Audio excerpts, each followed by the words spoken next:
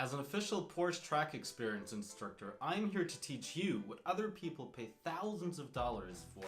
Are you an aspiring sim racer, a track day enthusiast, or simply interested in cars? Keep watching. As a racing driver, instructor, and former GT Academy finalist, I've been fortunate enough to drive some of the most beautiful cars on the planet, ranging from the newest sports cars to race cars such as single-seaters, GT cars, and occasionally something a bit odd.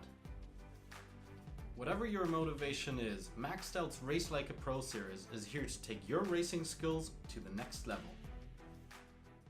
Welcome to the second video of our Race Like a Pro series. So this one is on understeering. Some of you will have heard the term understeering, many of you will have experienced it in real life, whether it's on a racetrack or if you're really unlucky on the actual road or in sim racing, but some of you might not exactly know what understeering is about. I think there's a great quote of Throttle, a famous rally driver, who once said understeering is when you see the tree you're going to hit, oversteering is when you hear it first. So ultimately, what it really means, as funny as that sounds, seriously, understeering, as the word implies, means that the car isn't turning as much as you're telling it to, and instead wants to push through and go in a straight line. That might cause you to go off track, just run wide, or if you're really unlucky, actually hit a wall. So that's quite dangerous actually. So we want to look at why do cars understeer, and then more importantly move to what you can do and what you really shouldn't do in case you start understeering on track. So let's look at the 5 reasons that we have. Just check out the videos I'm going to play now. I'm going to comment on those as well and then explain what happens after, so you got a feel for what happens in the video first and then get the physics behind that. We're here in a 911 RSR, a proper GT race car in Barcelona, the proper F1 track. Just making that left-hander quite nicely, but look at the upcoming right-hander, entering that with almost 150 kilometers an hour, which is just too much for the car to handle. So, reason number 1, your entry speed is too high. So what happened in the video, you can see you're just going into that corner way too fast, and the car's tires just can't handle that much speed. And think about what happens when you're on a highway in your car, right? Even the tiniest movement of steering wheel will cause quite a lot of G-force, much more so than when you're going at low speeds. What does that mean? The G-force, in this case represented by the red arrows as usual. Make sure you check out the friction circle video if you haven't already. The red arrows in this case just go beyond the available grip, which means the car can't corner at those speeds. Simple as that. Reason number 2. So approaching that tight left-hander that we saw before at a similar speed, but look, we're turning in way too aggressively, and what happens? We understeer through that corner and can't quite make it. Second reason, turning in too fast. So by turning in too fast, I don't mean the speed that the car is going at, but I'm talking about the aggressiveness of your wheel turn-in. So that means you can see different drivers turning the wheel quite smoothly, others turning in quite aggressively. So why is that bad? Why do we want to turn in gently? Let's look at the friction circles here. On the left side, we have the smooth turn-in scenario. What happens is the red arrows go all the way to the left. This is the perfect scenario where you're using all the grip available, and you can see that on the left-hand side in that case, because we're doing a right turn, we have more grip available because the car is leaning over there. On the right-hand side, the circles aren't as big. You might wonder, why is that? We're still turning right? In this case, the aggressive turning causes something interesting to happen. And I want you guys to look at an example that I'm going to show you with a simple example of a plastic bottle.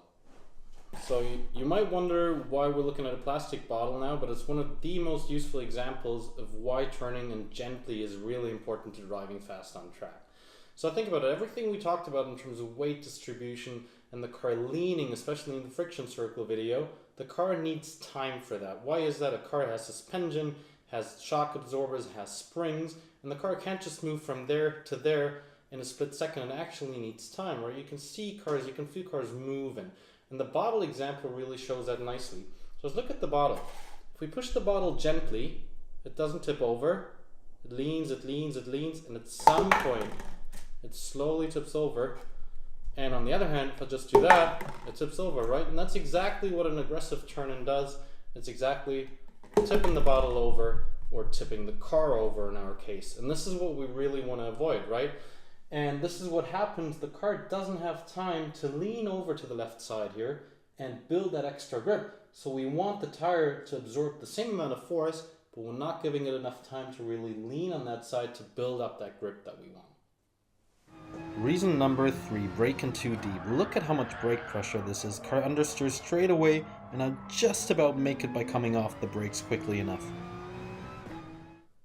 Third reason why you're understeering, braking too much on turn-in. And if you've really paid attention in the friction circle video, this shouldn't come as a surprise. So in the example, you can see we're applying quite a lot of brake pressure, as shown by the upward arrow, but also turning in quite a bit, almost 90 degrees steering angle, and that is just too much for the tire to handle. You're gonna slide over the front wheels, you're gonna understeer out of the corner. Fourth reason, so just coming out of turn 2 here in Barcelona, accelerating up the hill, coming off the throttle and then back on it, you can see I'm fighting it, the car is going outside, it's going wide, and we're just accelerating a bit too much for the front tires to handle. Fourth reason, a bit of a more complicated one physically speaking, but still easy to understand once you pay attention to this one. Accelerating too much too early. So what does that mean? On the left hand side again, we have a steady cornering scenario. You're really not applying any throttle or braking, just rolling through, turning exactly as much as the car can handle, as suggested by the red arrow, just touching the edge of the friction circle of the front left wheel. What happens if you accelerate now? Think about what we talked about in terms of weight distribution. What happens when you accelerate? The car leans backwards, the weight shifts to the back, same as you have in your own car on the road. You can feel that movement towards the back. What does that mean? You increase the grip, the friction circle size at the back of the car, but what's the point here, right? What we're talking about is understeering, so what it means is that weight leaves the front of the car, reducing the available grip at the front, and we're still turning as much, so what does that mean? Same turn angle, same load on the front tires, but less grip available means we're now beyond the friction circles, which means we're going to understeer. And lastly, reason 5, we're coming down the hill, braking early enough, come off the brakes, the car grips, and then I turn in more, and what does it do? The car actually runs wide because we turn in that bit too much. The fifth reason why a car could understeer is simply because you're turning it in too much. Why is that? Let's look at the left hand side again, the perfect steering input scenario. We're really maximizing our grip available. You can see it's leaning over to the left side. The red arrow touches the edge. We're utilizing all the grip we have available. On the right hand side, we're turning in more. What happens, you're in the perfect scenario, what happens if you turn in more? Well, you're asking the tire to absorb more load that it can actually handle, right? We know we're on the limit. What happens if you turn in more? Well, actually, obviously, we're going to leave the grip and the friction circle available to us. Same as before, should be easy to understand. The interesting part about this point is actually, as you can see, on the front left tire, the friction circle here is actually smaller than in the perfect scenario. Why is that? So first of all, we turn in more, and because of that, the car starts understeering, right? So what happens is the leaning point that the car was leaning on is now gone, right? We had all that momentum leaning onto the front left tire, and suddenly that one starts skidding, so we lose that extra weight that is pushing the car down there as it just starts skidding over that front left tire. So not only are we asking the car of more, we're giving it less grip as a result of our actions. So the worst case scenario. Alright, so now that we understand the 5 reasons why understeering can happen, I want to talk, before we go to the actual pro tips, I want to talk a bit about what people usually do, and that is terrible. They either turn in more or for whatever reason start accelerating. And let's look at some videos and see what happens if you do those things and why it's so fundamentally wrong. First thing you shouldn't do. So we're going into the corner a bit too fast, start understeering, and what do? Turning in more. And that should come as no surprise. Turning in more in case you're understeering just makes things a lot worse. Second mistake. So we're coming out of turn 2 again, going up the hill into the long right-hander, and the wheels are suffering a bit. And what do you think is going to happen? Getting on the throttle now just pushes the car even wider, just makes things worse. First mistake, turning in more. You saw it in the video. Well, what do you think? You're already understeering as shown on the left-hand side. What happens if you turn in more? As we said before, first of all, the red arrow gets longer, so we leave in the friction circle, and the grip available to us becomes smaller as well. So again, worst case scenario, the car just can't handle that grip anymore. Second mistake, accelerating. God knows why people do this, but you see it over and over again. So once again, on the left-hand side, the understeering scenario, the red arrow on the front left tire is already leaving the circle, so we start sliding. What happens if you get on the accelerator? Well, you transfer all the weight back to the rear, which is great. For the rear tires, you're going to get even more grip, but that's not where you need it, right? You're understeering. Your front tire is suffering. So what it means is the grip, the friction circle size on the front reduces.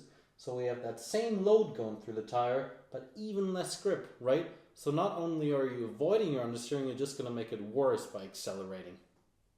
So we now understand the 5 reasons why a car can understeer. You know the 2 things you really shouldn't be doing. And let's come to the important point of the video now, really to understand what you can do and what you actually should do if you ever face an understeering scenario. So going up the hill here at Barcelona, approaching a really fast right-hander in which we're initially going to understeer. Check this out. The car doesn't turn, but look what opening up the wheel does. It actually starts gripping again, and we make the corner perfectly. First pro tip, opening up the wheel. So you can see it in the video. What does opening up the wheel actually do? And you can kind of think of these explanations as to the opposite of what causes understeer in the first place, right? So on the left-hand side, we have an understeering car. You can see the red arrows leaving the friction circles, right? What happens when you open up the wheel? Might be counterintuitive. I mean, the car is understeering, so steering less than you want it to, and naturally you want to give it a bit more steering input, right? But we showed before why that doesn't work, and actually you got to do exactly the opposite. Why does that work? Right, so we have on the left-hand side the car in an understeering scenario. Opening up the wheel, first of all, does 2 things. The red arrow, so the load you're applying through that tire, decreases, right? You want the car to turn less. Second of all, you actually enable the car to regain that lost grip. And look how the friction circle on the front left here is actually bigger than on the front left there. Why is that? We get back to a more stable scenario. We let the car lean on that tire instead of skidding through it. And because of that, get the grip back that we're looking for. Second pro tip, lifting the throttle. So look, our classic understeering corner, we're understeering a bit, but then just come off the throttle a bit, wait till it grips, and then get back on the throttle gently. Let's look at what happens. So you're understeering in this scenario. This is the previous scenario of accelerating too much, right? All the weight of the car is on the back, and you're just skidding over the front tires because there's just no weight holding those tires down, right? You can see the small friction circle, the little grip available, and you're just pushing it too much.